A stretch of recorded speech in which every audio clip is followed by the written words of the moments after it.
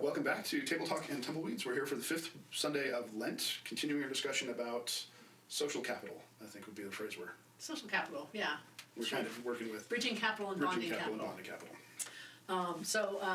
Basically, we started our discussion thinking about Putnam's Bowling Alone and his argument that, sort of the warmth of close social relationships, affinity groups, is still there, but it's the connections between affinity groups that have broken down. And we've been talking about how Lord of the Rings, Middle Earth, during the War of the Ring, it does describe these isolated communities, which are the bonds within them are strong, but the bonds between them have atrophied. And I think a really great great example of this is Gondor and Rohan. Yes, which have had long histories together, connections, absolutely, this wonderful history, and for whatever reason at this point they just don't trust each other. Yeah, I mean they're very well. There's a history there, but they're very. They're very intimately connected, and I could be wrong, but I think Theoden was born in Gondor. I believe so.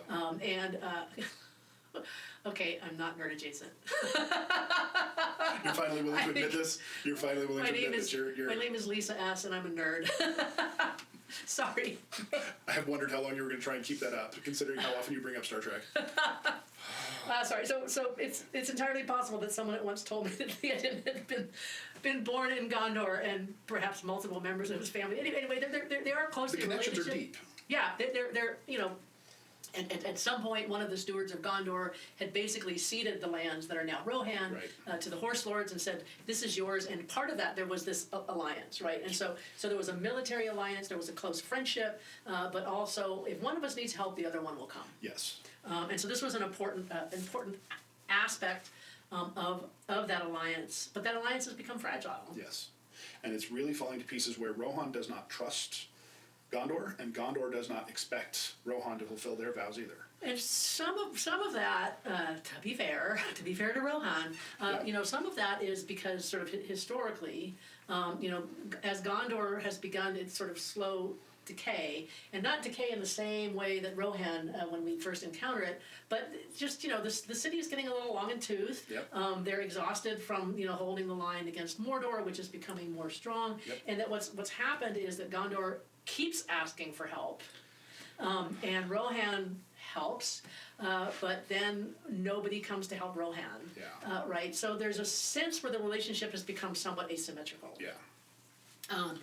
So that's one thing, and then of course when we first encounter Rohan in this story, they have also become isolated and turned in on themselves. And this is where Sauron is doing it intentionally. Sauron. Well, Sauron through Saruman is doing it. Yes. Yes. So this is some of that intentional, making people suspicious of each other. Yeah, and I think when we bring this into the real world, we have to argue that this is not the acts of some, overarching conspiracy theory that's trying to pull us apart. Yes, maybe. It's a very dangerous thing to wander into that space and say we are being pulled apart on purpose by some shadowy whatever. Unless, of course, there is an actual conspiracy. Sauron, through Saruman and Wormtongue, has definitely undermined the connections between Rohan and Gondor, and it wasn't hard because they were already stretched thin. Yep. And it's probably also worth noting that there were cultural differences too. Yeah, so this is city folk versus the country folk. The country folk, right? And so Gondor kind of thinks of people of Rohan as being a little bit savages, they're country bumpkins, unrefined, and the people of Rohan think that the people of Gondor are a little full of themselves, right? And maybe soft. Soft, because they live in that city where things get brought to them and they don't. Yeah. So it's a good thing that those divides don't exist anymore. Yeah. So all this is very Putnam, right? Yes. That the institutions remain, and we sort of see that because of the Red Arrow. Yes. Right. In the movie, it's the fires, the beacons. The beacons. In the book, it's the Red Arrow that arrives right as Theoden has come back from Isengard. He sees the Red Arrow, and I think he looks at it and goes, and I think Hirgon, one of his captains, says, "Oh, has it not been seen in the mark since the days of Earl?" Right? It's like, oh, what is this? Oh, it's been forever. It's been a while, right? So that's another one of those indications that time and distance have really thinned this, because here comes this call for aid, and it's like, it's been a while. Yeah. But Theoden has already decided that he's going, right? He's already made the plan to go help even before he gets the Red Arrow. Even before he gets the Red Arrow. And part of this is that testimony and witness we talked about previously. Yes. He's seen that this is a thing, and so he's going to go do it. And this is a confirmation he's doing what is needed. In a lot of ways, both Gandalf in opening Theoden's eyes, and and the Ents who helped defeat Isengard, and also Aragorn, right? It's like, oh, this is the king. This is okay. Now things are changed. There's a new sheriff in town, right? All the sort of things that we can talk about that sort of suggest, this is he's reconnected. He's reconnected Rohan to its purpose, but of course the problem is that Gondor doesn't know that. Yeah, and so if Gondor doesn't know, they've sent the arrow, but they expect nothing back. Right, and Denethor, and Denethor even says, right, he sends the red arrow. In the book it speakens, and we can touch on some of that difference perhaps, but in both, it's like Rohan will not come. Yeah. Right, he says, Rohan will not, because he understands that those threads have broken down. He doesn't know he doesn't know that they're being rewoven. Rewoven, right? Gondor will not, Rohan will not come. Gondor stands alone. Resistance is futile, right? And so despair will come to define. Yes, that despair comes to define Denethor, and we're going to talk about that next week. But this is this despair that comes from those communities that are in isolation. Again, one of the things that Putnam talks about, right? The feelings of alienation and loneliness we feel come from. It's not just that we can't handle the big problems, right? That we become more and more isolated. And there's a big contrast between Gandalf and Denethor, right? And the big contrast is that Gandalf knows that those ties have been woven, so he has a lot more faith that that Rohan will actually come back and do what we're supposed to be doing. They will follow that vow. They will follow that ancient history and say yes. What he doesn't know is how long it's going to take. Right, but Denethor is expecting a no. Gandalf expects a yes. Yes, Gandalf. So the difference is Denethor is like in despair. Gandalf is running up and down, saying, perk up, have hope. We'll talk about that next week. Have hope, because Gandalf isn't saying we need to fight to the death. What Gandalf is saying is that we need to fight until our friends arrive. Right? We need to. He repeatedly talks about it's like we're buying time. We're not fighting to win. We're not fighting to the death. We are fighting for the fellowship, right? Until the fellowship gets here. So you have this sense in which the victory is not going to depend on this hero or that hero.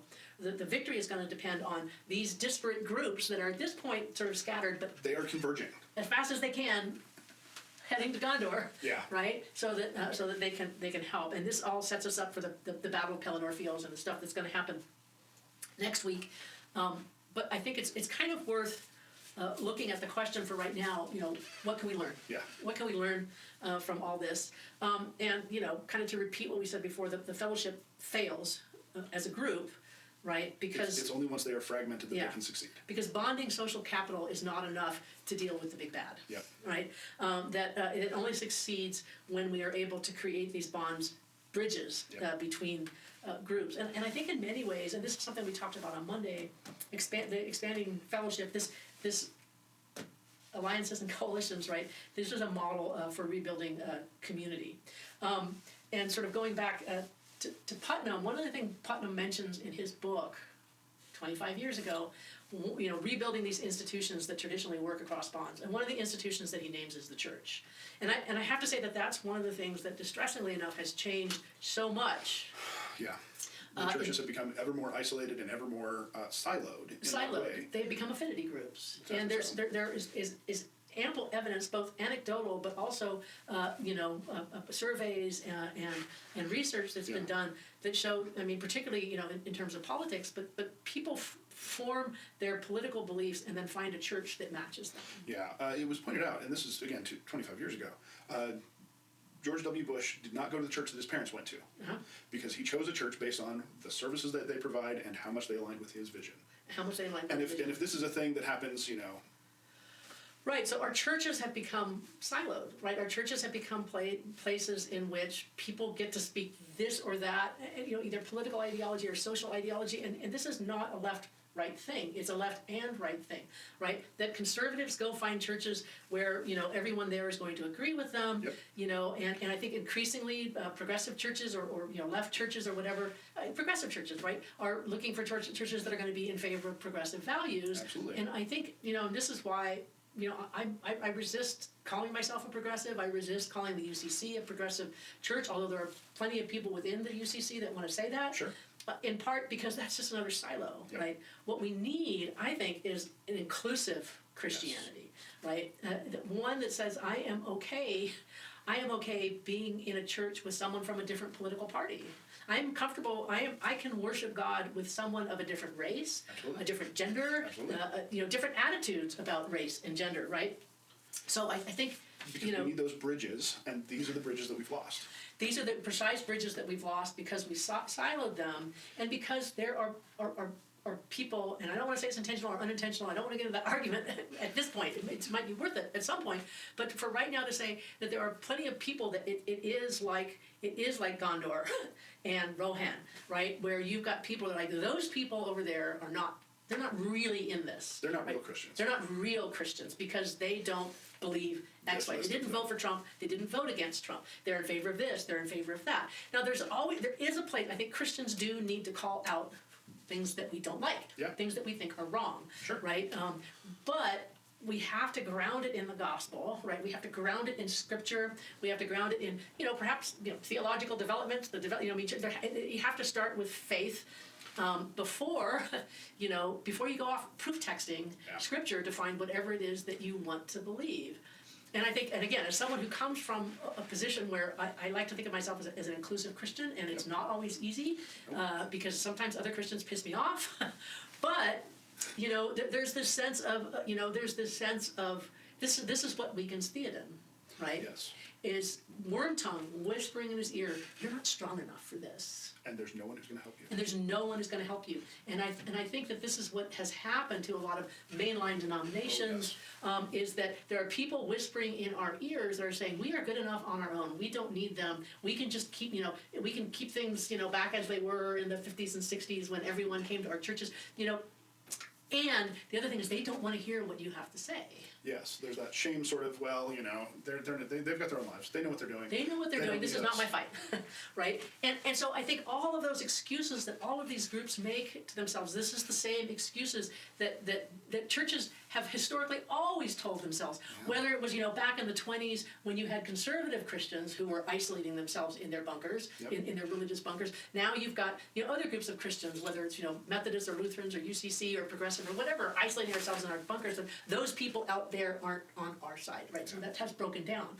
Another thing that Putnam really talks about in his books is this idea of interfaith networks, which I think they still exist to some extent, but I think those are other things that have become atrophied. Yes, atrophied is a very good word. Yeah, and I think, it's sort of interesting because you and I have been trying to do a lot over the past year, yes. Right? In sort of thinking about one of the things that makes it hard to be sort of a denominational Christian in rural Wyoming is that sense of isolation, is that sense people don't want to hear us, no one is here to help us, we're all on our own, right? And so reaching across some of those boundaries, right? I think that is one of the things that we really, really wanted to focus on. Yes, this is part of the reason that this exists.